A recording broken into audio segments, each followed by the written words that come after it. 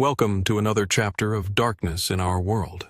Today we delve into a case that showcases the fragility of human life, where joy can swiftly transform into horror. In an instant, laughter can turn into screams for help.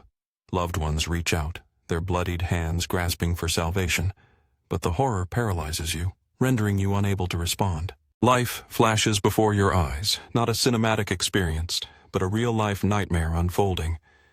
Death arrives uninvited, often brutal and unexpected, shattering the illusion of safety we cling to. This is a tale steeped in anguish and loss. Our heartfelt condolences extend to those who cherished the Ortega family and all who were touched by this tragedy. Early this morning, police and coroner teams uncovered the last remnants of the victims. The recovery was grueling, compounded by the devastation wrought by a fire that left the family home in ruins. It is incomprehensible. Many struggled to accept that someone could unleash such horror upon their own family. The devastation was palpable. As one neighbor expressed, the holiday spirit had been brutally stolen. A festive Christmas gathering had turned into a scene of unimaginable loss. On December 24, 2008, the Covina Massacre erupted, ripping through the small town of Covina, California, claiming 9 lives and plunging the community into a state of disbelief. The sound of gunfire shattered the holiday cheer, while flames engulfed the home, trapping the victims within an inferno. The celebration morphed into a waking nightmare, leaving behind a trail of destruction and countless unanswered questions. The Covina Massacre serves as a chilling reminder that darkness can intrude even during moments meant for joy. The Ortega family had gathered, blissfully unaware of the terror that awaited them. Inside the dining room, Papa Joe Ortega and his wife of 53 years shared laughter with their children during a late-night game of Texas Hold'em. The aroma of a festive dinner lingered in the air, their grandchildren frolicking joyfully outside. The children played video games, laughter echoing near the pool, blissfully unaware of the darkness creeping closer. Upstairs, 17-year-old Michael Ortega found solace in his computer, completely oblivious to the impending horror. It was a moment of peace and happiness, a cherished family gathering. But fate had other plans, and that tranquility was about to be shattered. A sudden knock on the door echoed throughout the home. An 8-year-old girl squealed with delight, believing it was Santa Claus. But the man who entered, dressed as Santa, unleashed terror, pulling out a weapon and shooting her point blank. 2 uncles rushed to her defense but fell victim to the gunman's rampage.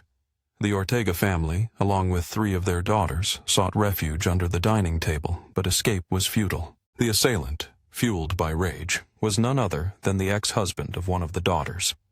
A flamethrower ignited the house, unleashing a catastrophic blaze that erupted into a towering inferno, flames reaching heights of 40 to 50 feet. The fire loomed high, reaching the height of a 5-story building. It was a towering inferno, demanding an army of responders. A valiant team of 80 firefighters battled the blaze for over an hour and a half before they could finally extinguish it. The sheer danger and fear of that moment must have been unimaginable. Inside the house, the flames raged with such ferocity that they obscured the identities of those trapped within. The intensity of the fire made it nearly impossible to recognize the victims. The searing heat had inflicted grievous damage on the bodies. Faced with this harrowing reality, investigators turned to alternative methods for identification. They meticulously examined dental records, including X-rays, alongside medical records that detailed unique scars and other distinguishing features to uncover the identities of the deceased. It was a daunting task, yet through diligence and determination, they managed to piece together the tragic events of that fateful night. The Ortega family's worst fears had been realized when the gunman struck. Bruce Jeffrey Pardo unleashed a relentless wave of violence. He took the lives of Papa Joe Ortega and his wife, Alicia, along with 4 of their children, 2 daughters-in-law, and even their 17-year-old grandson, who had been innocently engrossed in his computer. No one was spared. In a matter of moments, the joy of Christmas Eve was shattered, transforming a festive gathering into a scene of unspeakable horror. While approximately 25 to 30 loved ones celebrated with the Ortega family, the tragedy left an indelible mark on those who survived. In the aftermath, the survivors were reluctant to share their ordeal with the public. Yet, investigators gathered information that corroborated the accounts provided by family members, shedding light on the chaos that had unfolded inside the house. The harrowing scene was described as a nightmare come to life. A man armed with a gun was intent on causing harm. The family members, engulfed in fear and confusion, struggled to flee and protect their loved ones. When Bruce entered the party, many adults were near the front door, making them easy targets as the onslaught began. Witnesses recounted how Charles Ortega, one of the Ortega sons, realized who the gunman was after witnessing him shoot his little niece, a mere 8 years old. Tragedy struck again as his older brother, James, fell victim to the same gunfire. A frantic voice cried out, "It's Bruce!" Just moments before, chaos erupted. In the midst of the terror, Charles was shot right after James. It was a heart-stopping moment, and panic engulfed everyone as they scrambled to escape the rampaging gunman. Irma Chapa Ortega, a close family member, shared a heartbreaking account of bravery amidst the bloodshed. She revealed that despite their wounds, James and Charles Ortega attempted to rise and confront the gunman. They were gravely injured but still fought to stand and stop the horror unfolding around them. Tragically, their efforts were in vain.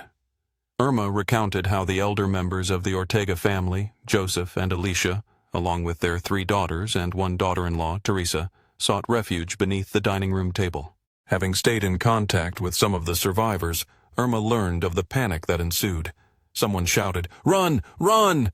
and chaos erupted as the Ortegas and 2 of their daughters, Sylvia and Alicia, faced the grim prospect of being murdered while still under the table.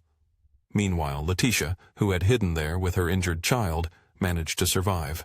Letitia, in her moment of desperation, called 911, desperately relaying the unfolding horror to the dispatcher.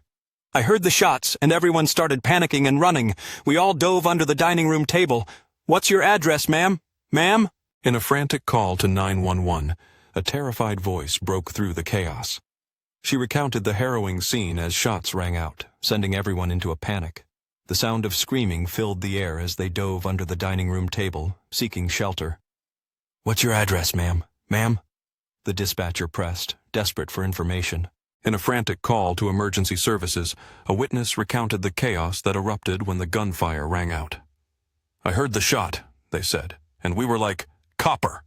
not fully grasping the danger. Panic ensued as everyone scrambled for safety, taking refuge under the dining room table. Amid the turmoil, a mother's anguished voice broke through the din. "My daughter's been shot," she cried. The gravity of the situation set in as she described the horrific injury to her child, a gunshot wound to the face. Blood was everywhere, and she was desperate for help, assuring the officers on the line that they were aware of the situation. "Please, I need a bandage," she pleaded, her voice trembling. The dispatcher, trying to remain calm, urged her to stay on the line.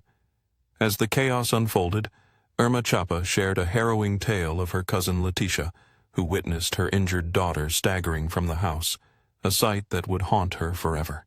Letitia, with courage in her heart, made the brave decision to flee. A source close to the investigation later revealed that miraculously, despite being shot in the face, the little girl managed to avert a fatal blow by turning her head just in time. The bullet struck her jaw, a tragic injury, yet she was alive.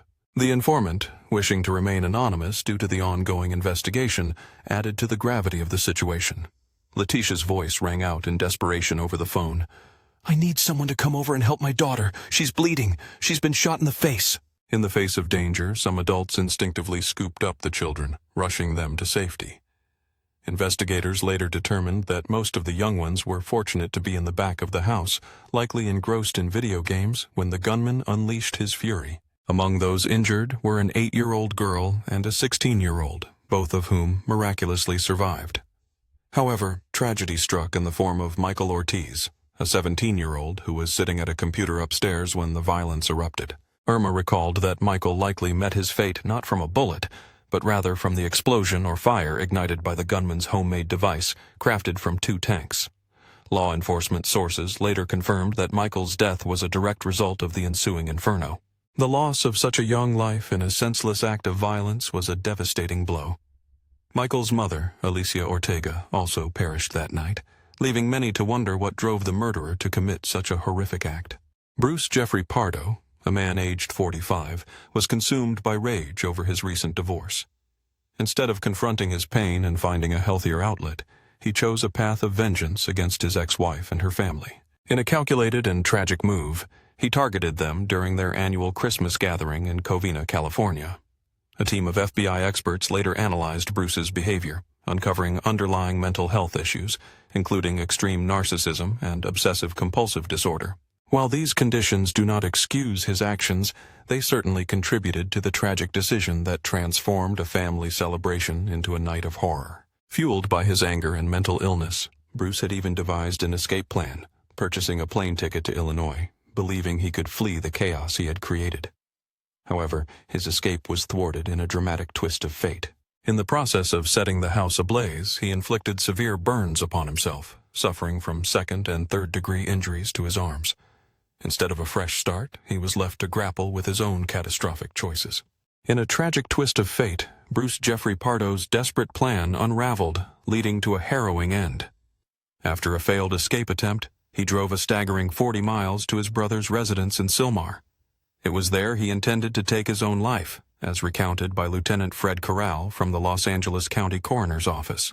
Lieutenant Corral disclosed that Bruce bore a grievous wound on the top of his head, a detail that implied he had placed the gun in his mouth before pulling the trigger.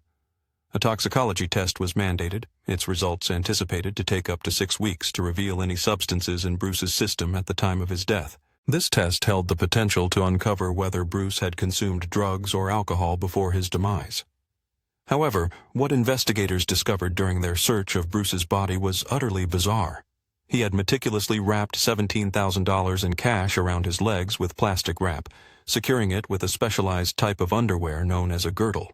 A block away, his rental car was parked, but upon attempting to move it, police realized it was rigged with a perilous device that would detonate if touched. Caution was paramount as the officers navigated this dangerous situation. Inside his brother's home, investigators unearthed 4 empty handguns, alongside a staggering cache of over 200 bullets. They also stumbled upon remnants of a Santa suit that Bruce had previously worn, which were alarmingly rigged to explode. At Bruce's residence in Montrose, California, the police found even more disturbing evidence. Empty boxes that once contained semi-automatic handguns and a specialized shotgun known as a Benelli M2 Tactical were discovered, alongside a container filled with highly flammable gasoline. The most disconcerting discovery, however, was what authorities termed a virtual bomb factory within his home, a covert workshop where he had been assembling dangerous devices. The fortunate discovery of these explosive materials prevented further tragedy. To the outside world, Bruce Jeffrey Pardo appeared to be a charming and generous individual, yet beneath this facade lurked deep-seated turmoil. A witness recounted that upon first encountering Bruce in his Santa suit, they recognized him from previous visits. Initially, nothing felt amiss until they learned he had concealed firearms within the very costume that had once seemed so innocent. The realization that he had potentially planned this sinister act for an extended period sent chills down their spine. The witness recalled Bruce stopping by the local church, engaging in casual conversation, asking about their dog, seemingly just a friendly neighbor. He presented himself as a nice guy, yet beneath the surface he concealed profound issues. His marriage was deteriorating, causing him immense emotional pain, but he wore a mask of normalcy, deceiving even those closest to him. None of his acquaintances had any inkling of the turmoil hidden behind closed doors. Long before his divorce was finalized, Bruce had commenced a secretive collection of weapons and devised an elaborate escape plan, leading a double life that went unnoticed by all. In 2004, fate intertwined Bruce Pardo's life with that of Sylvia Oroza. Their introduction came through her brother-in-law, a colleague of Bruce's at the Jet Propulsion Laboratory. Sylvia, a 40-year-old mother of 3 from 2 previous marriages, seemed to be the perfect match in the eyes of Bruce's friends. Unbeknownst to the outside world, a dark storm was brewing behind closed doors. Long before his divorce was finalized, Bruce Jeffrey Pardo had begun to amass an arsenal of weapons, meticulously planning an elaborate escape. Living a double life, he cast a shadow that no one in his circle could have imagined. In the year 2004, fate intertwined the lives of Bruce Jeffrey Pardo and Sylvia Oroza.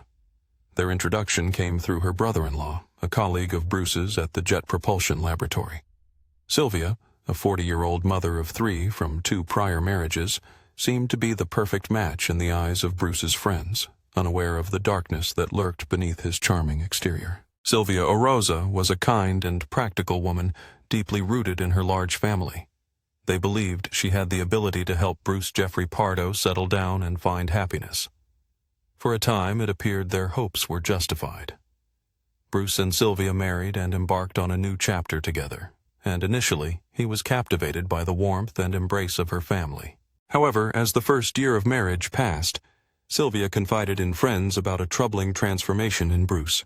He had grown cold, miserable, and increasingly distant. Their arguments often revolved around financial struggles. By March 2008, the couple decided to separate.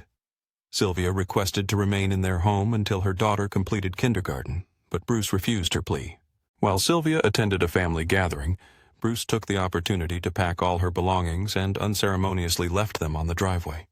The act devastated Sylvia, forcing her to seek refuge with her sister in Glendale. In the aftermath, she filed for divorce. On June 13th, Bruce made a significant purchase at Gun World in Burbank, acquiring a handgun for nearly $1,000 in cash. Just weeks later, on July 31st, he was terminated from his job for fraud and attempted to claim unemployment benefits but was unsuccessful. Determined, Bruce returned to Gun World on August 8th, purchasing another handgun. His visits to the store became frequent, culminating in a total of 5 handguns acquired. Additionally, he ordered a Santa suit from a costume shop, claiming it was intended for a child's party. He paid a $200 deposit and assured the store he would return in November. In a shocking turn, Bruce traveled to a gun shop in Iowa where he bought 16 high-capacity magazines, each capable of holding 18 bullets, far exceeding California's legal limits. With Christmas approaching, Bruce's marriage to Sylvia officially came to an end. The couple had faced insurmountable issues, and a judge finalized their divorce in a Burbank courthouse just days before the holiday. In a calculated move, Bruce Jeffrey Pardo rented 2 cars, a Dodge and a Toyota. He meticulously packed the Toyota with supplies, maps, water, food, clothes, and even a can of gasoline. Among the items were 2 computers, indicating a sinister plan was taking shape. That night, his neighbor, Bong Garcia, noticed Bruce leaving in the Dodge, which was out of the ordinary. Bruce typically drove his flashy Escalade or Hummer. He casually mentioned he was heading to a Christmas party, but Bong sensed something was amiss. Unbeknownst to Bong, Bruce was not on his way to celebrate the holiday. Instead, he was set on carrying out a dark revenge, having ignited a fire that would engulf the very home he once shared with Sylvia.